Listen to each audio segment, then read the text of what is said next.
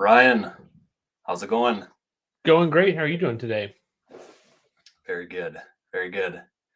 Welcome everybody live here who is streaming today from either LinkedIn or YouTube. I know we've got this session sent out to a couple different platforms. So anybody who's joining live, appreciate it.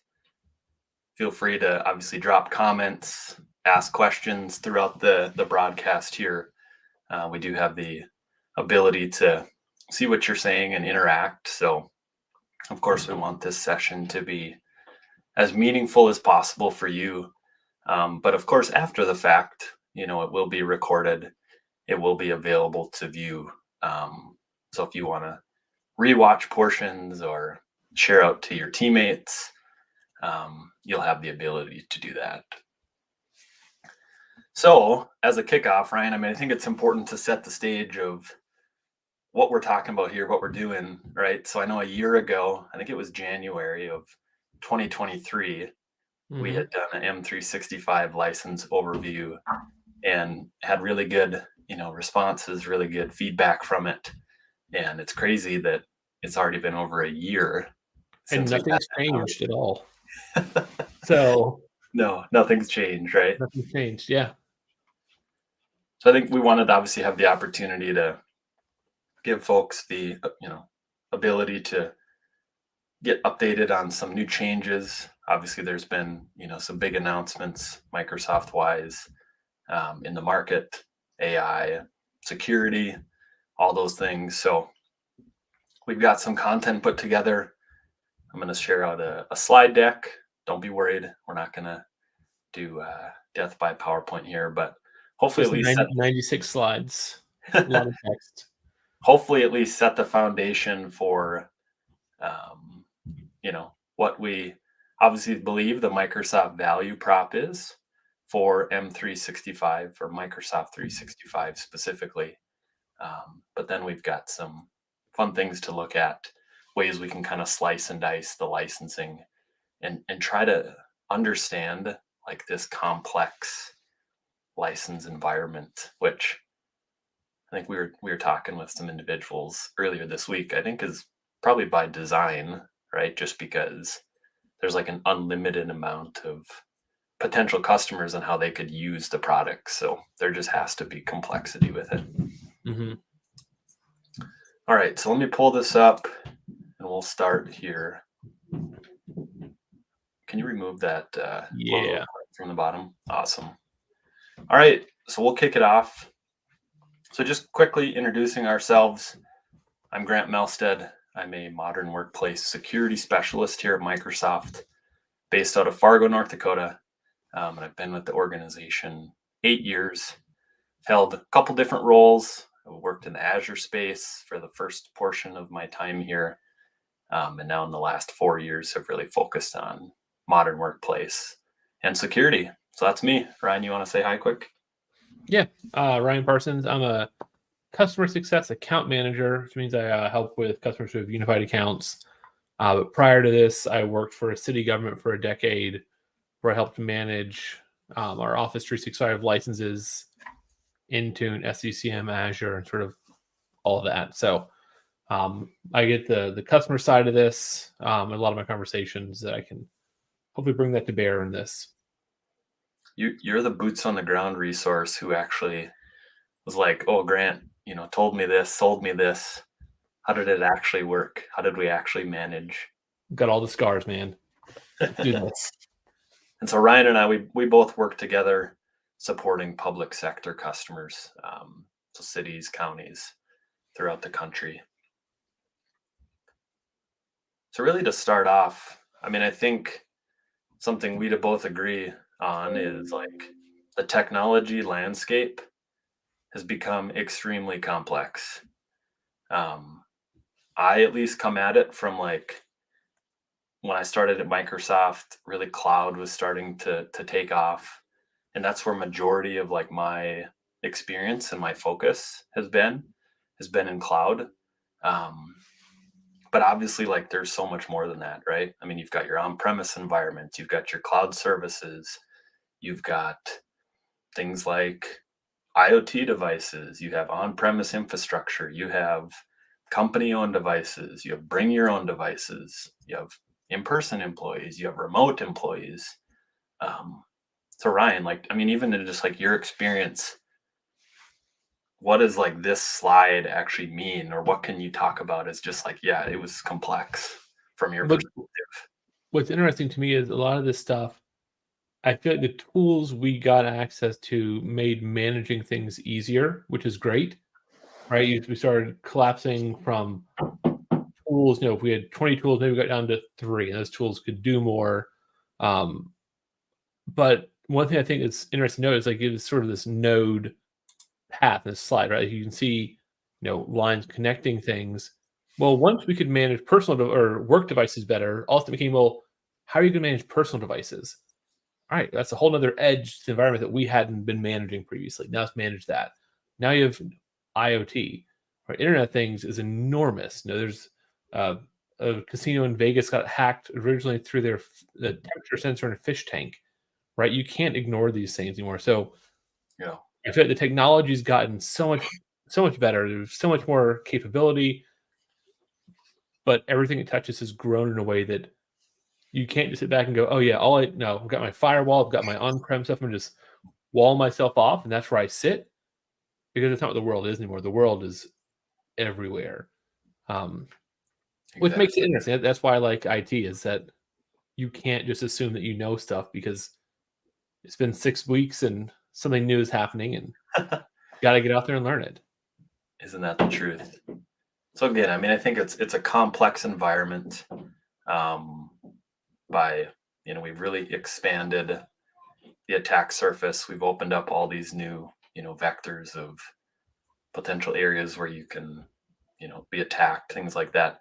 But then also from like a managerial perspective, you're trying to manage tools, manage services, manage all these different things, right, that are kind of historically siloed, right? And then also just like your overall cost of doing business in terms of technology has definitely increased over time, right?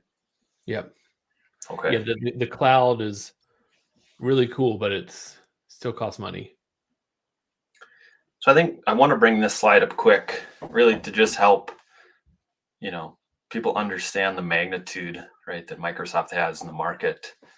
Obviously, we all know Microsoft, we know the brand, we know the name. Probably have assumptions of, yeah, I'm sure that most customers out there, most businesses are using Microsoft in some form or fashion. But like, I think these are just some interesting statistics to help level set again, really the true magnitude here. Like, Microsoft is currently protecting over 1 million organizations, in 120 different countries. Daily, we analyze 65 trillion threat signals. And this is coming in from everywhere, of course. Exchange, this is coming in from, I think it's even coming in from like Xbox and like all these different things, all these Mm-hmm. different areas. When you look at the breadth of our brand, we're That, by analyzing. the way, is 750,000 threat signals a second. Wow, So, incredible. kind of a wild number to think about. We're tracking 300 plus nation state groups, cyber criminals, threat actors. And this is becoming more and more concerning right over time. Is it like this is you see in the headlines very often? These groups are, infiltrating organizations. They are causing problems. So we've got teams specifically, of course, that are monitoring and working to defend against those groups.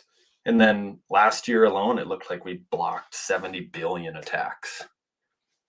I mean, these numbers are just hard to fathom. Like, how big really is that? But you start seeing the billions and the trillions, like, this is obviously a huge, huge ordeal. And just one last slide, kind of more marketing specific type, but again, just to hopefully set the stage, is like the Microsoft security business is really quietly becoming, like, I think, the industry standard for security. Microsoft maybe wasn't historically viewed as a security company, but we've definitely made huge progress. And I would say we're, if we aren't the leader, we're right there in terms of the industry. So obviously we're here to talk about Microsoft 365, right? And you're going, "Oh, Grant, you've talked about, security a lot. You've talked about the IT environment as a whole, but this all is going to be tied together, right? When you think of really what is this Microsoft 365 license?" And really kind of just to start, Microsoft 365 is our bundled offer that pairs really three main categories or areas. Number one is productivity, right? So before M365, it was Office 365, right? That people were using, exploring. And if I go back to 8 years ago when I started, that was like, hey, that's what we were selling to clients. Online versions of the Office apps, of course, downloadable subscription model of the on-premise applications. Then it was, email and calendaring, chat at that time was Skype, cloud storage, OneDrive for Business, things like that. But again, really that first leg of the stool, we'll call it, right, is the productivity suite, Office 365. Now, as we've, of course, introduced and expanded cloud services, cloud apps, the security piece of identity management, device protection, data protection has become increasingly more important, right? So that's where enterprise mobility and security, or EMS, as a portion of your M365 license, is going to, again, cover the identity management side of the house. It's going to help with, protecting your devices, Microsoft Endpoint Manager, Intune, right? Whether it's mobile devices, Win 10 machines, Windows 11. You can even manage Mac OS, right, Ryan? Mac and Linux, yeah. Right. So pretty much holistically, right, your devices. And I think there's even definitely some ways you can pull in server management. I would not, but maybe not for Intune, right? But for some of yes, technically you can. Don't use Intune for servers. No. Yeah. But yes, otherwise, yes, there's lots of EMS you can do, like privileged identity management that comes into play with servers. So you got your identities, your devices, and then your data, right? Like, hey, we want to assume breach in the zero trust model, right? So if we assume that potentially our data is going to get exfiltrated intentionally or unintentionally, let's make sure that it's protected.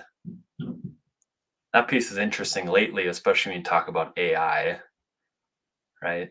And we'll get to that at the end of presentation, but that one has definitely been interesting in conversations recently.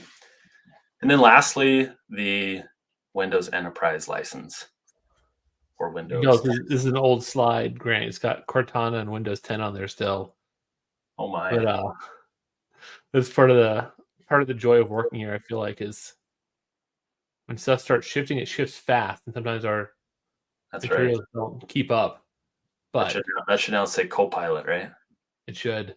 It's a real lost opportunity. I wish Cortana had just been held for Copilot, but that's the Halo nut in me who wants to maintain that.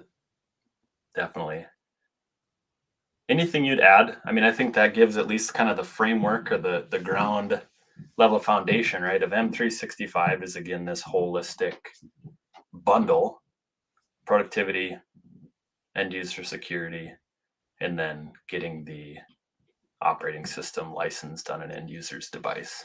Yeah. I mean, I know we're going to dive into specifics about these licenses. So I have things to say once we get there, but I think it's a great way to look at this, right? It's three very big sectors. And I would say don't sleep on the Windows Enterprise side of this. I feel like a lot of times that sort of gets left out in conversations as people go, oh, Office and EMS. You go, yeah, but still, Windows is important. Like, don't forget about that piece. But anyways, go ahead. No, I appreciate that. So I think something else that you and I talk about a lot is it's not a one size fits all model. And I should actually even take a step back and preface this. Like today, we're going to talk primarily about the commercial enterprise offerings. So that'd be M365, E3, E5, right? But then there's SKUs that you and I work with for government organizations, M365, G3, G5. There's education SKUs, there's nonprofit SKUs, there's SKUs for small businesses, right? So if you have I think it's 300 users, you could get some of these, I don't know, not that we call it a small business, right? If you have 300 employees, but there are some different options that folks could look at. But primarily, they're all going to have the same kind of framework, right? Again, of productivity, security, and then the OS license. Okay, so to step forward, you and I, we talk a lot with customers again about it's not a one size fits all model. Customers say, hey, maybe we just get everybody to move to M365 E3. Maybe we get everybody to move to M365 E5. Yeah, I mean, I think that would be great. And from a seller perspective, sure, that sounds nice. But I think something that is sometimes missed is we have a great set of licenses specifically for frontline workers in an organization. So, of course, for us, when we work with cities and counties, it's, people working maybe in like the sanitation crew, picking up the garbage. It's folks working, at a city pool. It's mowing grass. Like it's that frontline worker. They don't sit at a desk. They don't need the downloadable office applications. They're not a knowledge kind of power worker when you think of the traditional means of sitting at a computer. But we want to have them connected to the organization. We want them to be included in communication, if that's an email or if it's a part of, Teams environments, part of SharePoint sites. We obviously want to protect their identity. If we are going to have more identities in our environment, we want to make sure they're protected. So these frontline SKUs aren't something to overlook. Would you agree with that? Oh, absolutely. Like you said, we typically work with state and local government. I recently spoke to a hospital about this, and think their nurses don't have a dedicated computer, right? So they're on computers all day as they move between patients' rooms and do the work. But because they're sharing devices, they can take advantage of that F3 license. That F3 license provides a really cost-effective way to get them the security and the function they need without the added cost of a downloadable version of Office. Definitely. I love this right here. Simplify process, unify communication, engage frontline workers in a secure all-in-one platform. And these licenses are really reasonable. You jump back, of course, to the, commercial pricing, M365, E3, E5. Okay. Yeah. This is starting to be more of a significant investment for these end users. I think from a frontline perspective, this is really reasonable. $8 a month, potentially $2 a month if they don't need an email account. So that was just something I wanted to make sure that we brought up as we kind of dig into this, because again, I think especially as Microsoft is expanding the platform, we're adding in more services. Of course, Copilot, people are all of a sudden very excited about M365 Copilot. Okay, we'd like to add this, to our environment. Potentially, we need to shift some investment around. That's definitely something I would look at, right? All right, so I'm going to jump over here to the M365maps.com site. Zoom in a little bit. What's that? You may want to zoom in a little bit. It's If it's I don't know small if on the screen there. I'll zoom in once we actually get to Okay, I can zoom in here a little bit. fair enough. So what this site is this is a essentially kind of Venn diagram type license guide that was put together by a Microsoft Modern Workplace specialist. So really the same role that I do out of Australia. His name is Aaron Dinage. Ryan, you and we had the opportunity to actually talk to Aaron earlier this week.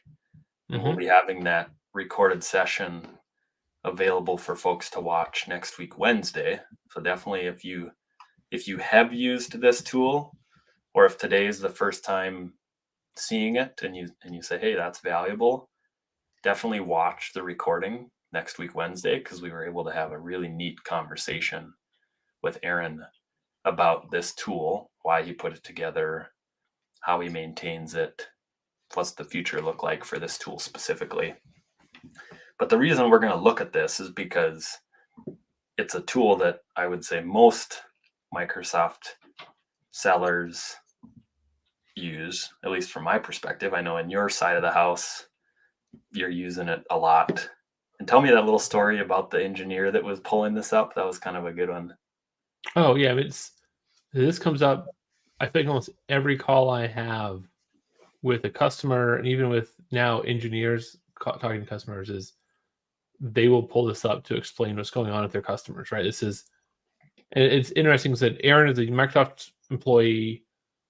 He saw that there wasn't really a good place to go to view all this information, so he ended up creating this tool. I know John Lee in the chat mentioned this as well as a great resource for this. And it's, I mean, I fanboyed pretty hard during our call with him because I've been using this for years. I mean, when it first came out, I was just blown away that what a clear, concise way to view this information. And obviously, it's grown as the products have grown. Yeah. And sometimes it still feels overwhelming if you're not sure what you're looking at. Yeah. But the fact that everything's laid out just in these nice grids, you can click through the links to just the documentation to learn more about it. Makes this incredibly powerful to have at your fingertips. Definitely. And I think if you were to compare this view, now I can quickly explain this. So at a high level, right, our two main columns would be M365 E3. So everything, if I go over here and highlight, here we go. So this, of course, everything in M365 E3 is now highlighted. So if we zoom in a little bit, here's the Office 365 part, kind of that we talked about initially. So this is where, again, Exchange Online, Teams, OneDrive, SharePoint, the downloadable Office apps, like that's all a part of the Office 365 portion of the M365 license. Now we scroll down, here's the Enterprise Mobility and Security, EMS, in, again, the E3 flavor. And here's all you get. So Entra ID Plan 1, formerly Azure Active Directory, right? We got Intune. And of course, we have some of our other, information protection solutions, right? In that data classification piece that are a part of it. And then lastly, we scroll down to the Windows portion. So here would be Windows Enterprise in the E3 flavor. So I think, pretty self-explanatory once you, again, just take the moment to really just try to figure out, okay, what does this actually mean? How do I read this? And then, great point that you mentioned, everything's hyperlinked, right? So we click on, I gotta get out of this quick.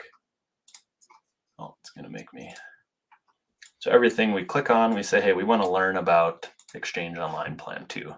Okay, wonderful. It's all linked to the documentation page. So even in my years of trying to get ramped up in Microsoft product, license speak, terminology, having quick access to the documentation pages, super valuable. So one thing I want to say real quick, and Again, this is John asked a question in the chat as we're talking here. So he's been using this site for years, which I think a lot of us have, right? There's just so much stuff. We said that things they're getting clouded with all the premium options we have coming out. So what you're not going to see on here is Teams Premium, or things like the Intune suite is not on here. And so you can use parts of this. So, this includes like down there with Teams, right? There's Teams Premium. So, and then this just shows you what's in Premium, not what's in Teams in general.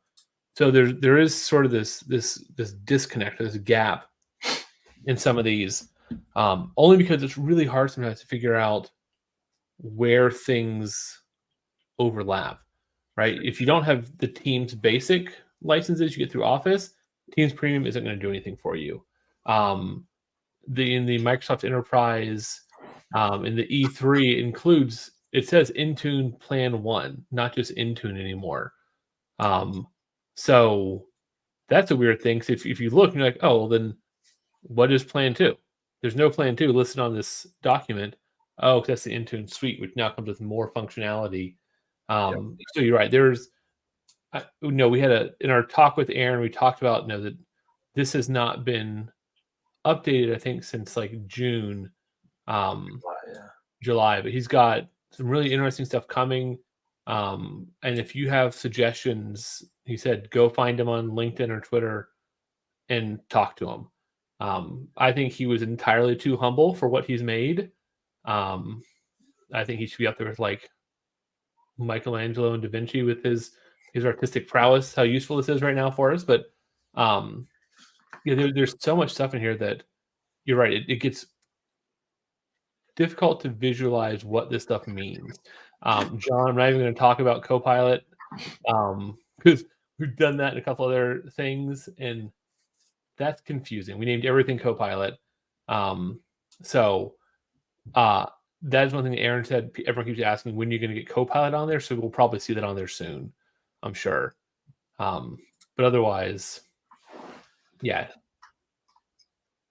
And this is one of the features. He mentioned a couple other pieces that people either don't know about or maybe like to try to see. And one of those is this feature matrix view. So if you prefer to see it as a table, you can click feature matrix at the bottom and actually pull up a full side-by-side comparison of everything to see what's included.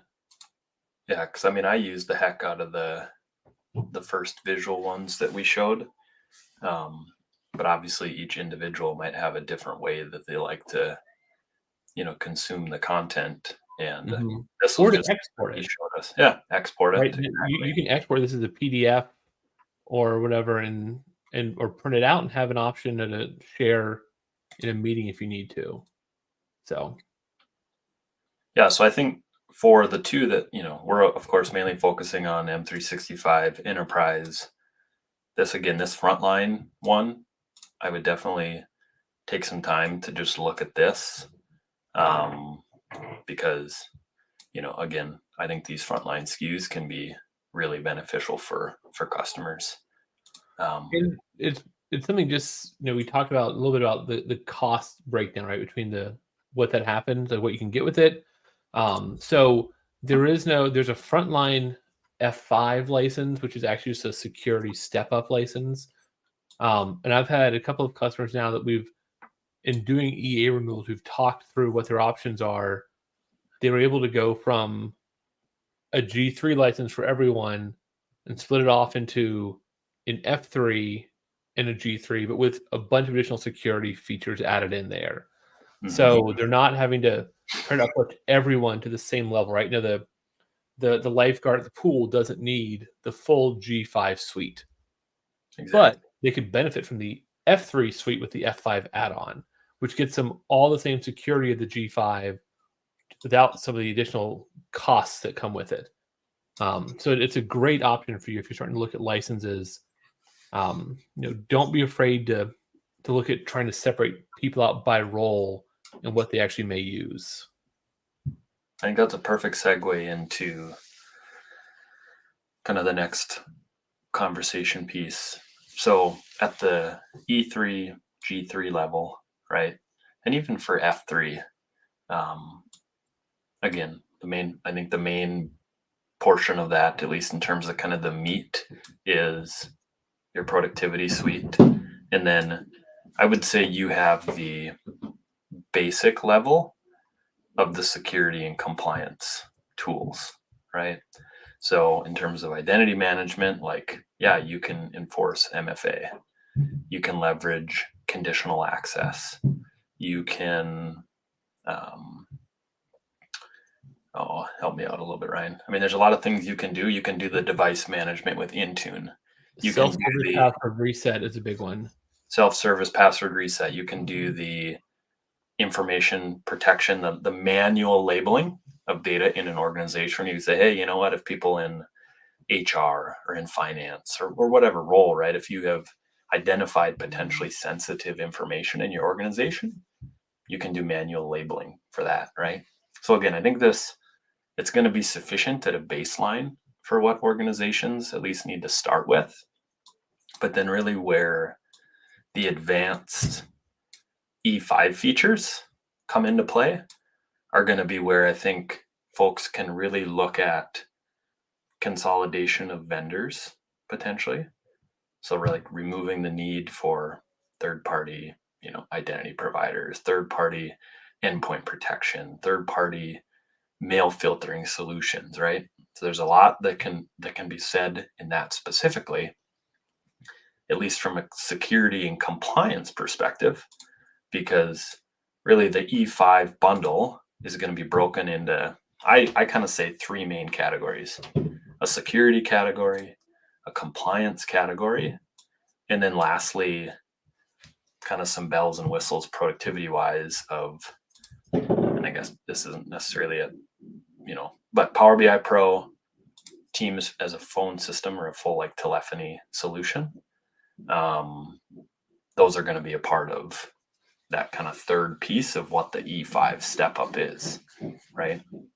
So again, I think it's when you look at this big picture and kind of to even tie this back together from what we initially talked about of like Microsoft and this platform, like truly it's a platform approach.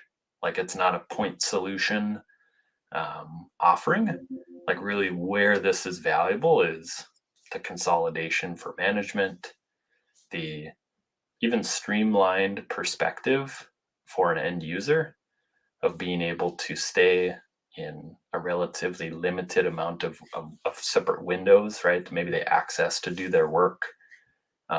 It's having the tools built for each other. So you look at like, if you think of, even if I jump back to attacks across like the kill chain, let's see. So like your typical, attacks across a kill chain where you're going to have, a malicious threat come in via email. It's going to try to obviously run some type of software, either on an end user's device, or you're going to try to, harvest some credentials, get in and move laterally, maybe identity wise. Like this approach really historically has been a kind of segmented, well, we have a provider for that. We have a provider for this. We have a provider for that. All these siloed solutions. And again, you talk about the complexities, you talk about the total cost of ownership, even the time to respond. Like if there is an event, and probably statistically, this is a losing battle. Like eventually, in terms of time, like people are going to be affected by this. So if we can, again, slow the amount of time it takes to respond, remediate, like that's where I think, again, one of the big value adds is, and that's, something that we like to talk about, of course, in our strategic approach to the market. What would be your perspective on that, Ryan? Yeah, I mean, I wish I had the numbers to share about, how long it normally takes someone to get in, how long it takes them to start exfilling data, or how long they'll sit in your environment and just start to sort through what's there before they do anything. Right. But I think the benefit for this is, one, looks like you're crossing stuff out. No, I didn't mean to do that. Mice are not great for precision work. No. One of the things you'll see is with the bundle, you get so many products that come with it. And like Grant, you were saying, right, they all work together. So they all tie into the same sources. They're the same.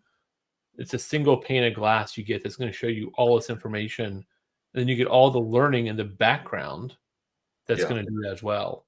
I don't know, Grant, if you want to jump to the to those. Look at this one. Yeah. Yeah. And so this one that I put together recently, as in like an hour and a half ago. Just sort of talking, because this comes up a lot for us, right? We talk to someone who either A, is considering using Microsoft 365, but the cost seems kind of daunting at first, or they're using it and they want to use it more. And then I find out, oh, you still use, you're paying for different MDM, right? Or, you have the G5, but you're using CrowdStrike on your endpoints. Yeah. Why aren't you using Defender for Endpoint, right? That ties into everything else you've got. So we put this list together of sort of the functions that you're going to be doing in your environment, some examples of third-party partners you may be working with on that, and then what the Microsoft service is that does this. So essentially everything on this slide and the next is functionality that you can cover with just Microsoft 365. We'll do all of this.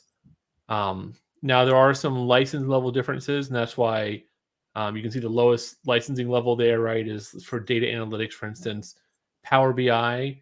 In this case, if you want the full license Power BI Pro, you can license that by itself, or it's part of Office 365 E5, which, of course, is included with Microsoft 365 E5. But just to start looking, right, if you are, want this extra functionality and you go, gosh, I just don't know if we can afford it, maybe something to do is to look at what functionality, what you're paying someone else to help with, and start to look at that difference. Even something that I like including on there was for locally installed Office apps. If you're paying for Office Pro Plus licenses, you can stop doing that, right? That's part of the cost savings here. So these are, I think, fun conversations to have. It's easy for us to have them because it's not our money. It's always fun to help someone else with their budget, because you're like, yeah, let's just make these changes. But really, let's make these changes.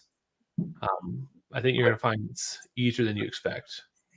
I think this list that you put together, like, is a great illustration or example of just like you said. I mean, this is just some quick things you pulled off the top of your head. Like, oh yeah, this would be one. This would be one. This would be one.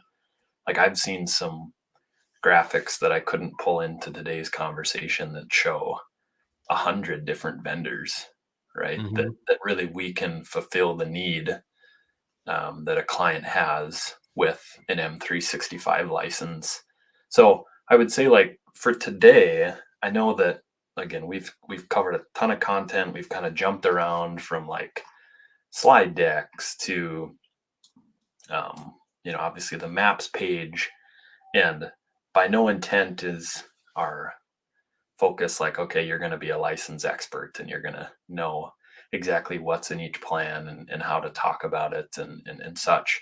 I would say hopefully this is just at least providing some clarity that, like, when you are kind of at a crossroads where you're going, okay, we maybe need to explore, a new technology, or even like we have a new problem that we've uncovered, and I wonder what the solutions are that are out there to solve that problem. I would say with pretty high confidence that probably, a Microsoft solution could potentially fill that need. And as you get into like the nitty gritties of, do I want to go with a P1, P2? Do I want to go, Microsoft Defender. Well, there's Defender for Office, there's Defender for Identity, Defender for Endpoint, right? There's all these names.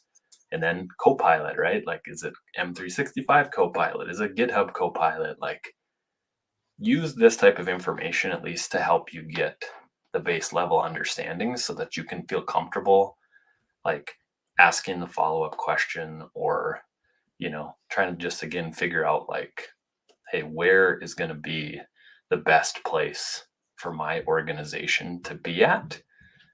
Because again, like, this is complex, and maybe it's complex by design because you have the ability to really mix and match, do whatever is the best fit for you. Now, of course, we'd love to talk, everybody into full M365 E5, and we think there's, of course, a ton of value in this approach. But if there's areas where you go, hey, you know what, we do this, we've got this other solution that does a great job, or we're comfortable with, this tool or this process, like, that's okay. Then let's figure out where we can build a plan around, what you have to, again, be as efficient, effective, and strategic as possible with the investment you have in terms of financial means, but even the bandwidth of your team, your staff, right? And then how do we, like, serve your end users in the organization to be as efficient, effective, and secured as possible, right? And I know it can seem overwhelming. I mean, even just in my mind, this site made this so much more clear. But it's also, if you click on enterprise, you go, oh God, there's a few hundred squares, and which ones are important to us, which ones are not important to us, right? What do we need? What do we not need? Take a look at it, and then reach out if you have questions. Yeah. Right? These are conversations that we have all the time with people, and a lot of times it doesn't take a lot for someone who's familiar with this to be able to either answer the question or get to the root of why that question is being asked. And we'd both rather see you getting the right licenses rather than overbuying because you weren't sure what you needed to do, which is just going to leave you probably frustrated that you bought more than you needed, or underbuying, and then later on, in a year, going, oh my gosh, like we desperately need the rest of this stuff. We sort of put ourselves in a box by buying a license we can't get rid of now for another couple of years if you have an enterprise agreement. So, don't use this to find information, but then just start asking, right? Ask people, ask us, send me a message on LinkedIn, right? If you're in Microsoft, send me a message through there, right? Just don't be afraid to reach out and ask questions, because only way you're going to learn is either by doing the work yourself, like I did, and spending a decade, having to learn this through trial by fire, or talking to someone who's done that already. And it's going to make everything so much easier and better for you. Agreed. I know we're getting close on time, I think, of what we had scheduled, but I wanted to do two kind of last quick plugs. Totally agree with your point, Ryan, of, just reach out, ask the question. Like, we're always willing to help. Happy to point you in the right direction if there's a better channel, a better resource, a better avenue to look at. One thing I would say, I talk with all my customers about this service. When you make an investment in Microsoft 365 licensing, there is a service called Microsoft Fast Track that you have the ability to leverage. Now, there are some minimums, you need to fulfill to be able to take advantage, truly of this service. But it's an over-the-shoulder kind of advisory service to help with, let's say we want to plan rolling out Intune. And we've looked at the docs, like, we think we know what we want to do. Our team, maybe has a little experience, maybe they don't. Like, this is a included service that's a part of your investment. So I would highly recommend, checking out the Fast Track service. But then also, Microsoft, of course, has a wide, group of Microsoft partners. So we've got, a lot of partners that it would be always, of course, happy to help consult, guide, implement, any type of service or support that you may need. Of course, for the larger organizations, there's Ryan and his team on the unified support side of things. That might not work, of course, for some of the smaller organizations out there. But there's a lot of options, a lot of avenues to explore. Again, when you say, hey, you know what, we could use a little bit extra assistance, or we'd just like to work with somebody who has experience in doing these types of projects, working through change management, all the things, there's definitely options. So, that again could be something to reach out about if you had questions, and we'd be happy to get you pointed in the right direction for that. Ryan, I think we're at 46 minutes here. I think we had scheduled 45. Any closing thoughts or call to actions? I mean, I would say definitely if you enjoyed the maps kind of conversation, and if you're intrigued at that, definitely check out the conversation we had with Aaron that'll go live next week, Wednesday. Yeah, you gotta go just under a week to prepare for that. And then I would also say, if you like this, let us know if you want something that's more focused. Right? We sort of covered in general this big area, but there's something you feel like, oh, I'd love a deeper dive into a certain topic or something. Let us know about that, right? And, if people want something, we can always have a quick call and sort of dive into that a little more. So, yeah, we're available. Here's the event for next week, Wednesday. So if you can't find it, just shoot me a message and I can forward it on, to anybody that's interested, of course. Yep. All right. Well, there wasn't any burning questions or people that had any last minute things for us. Otherwise, we can sign off. Think we're good. All right. Have a great day, everyone. Yeah, appreciate everybody joining, and have a great rest of your day, Ryan. See ya. Bye.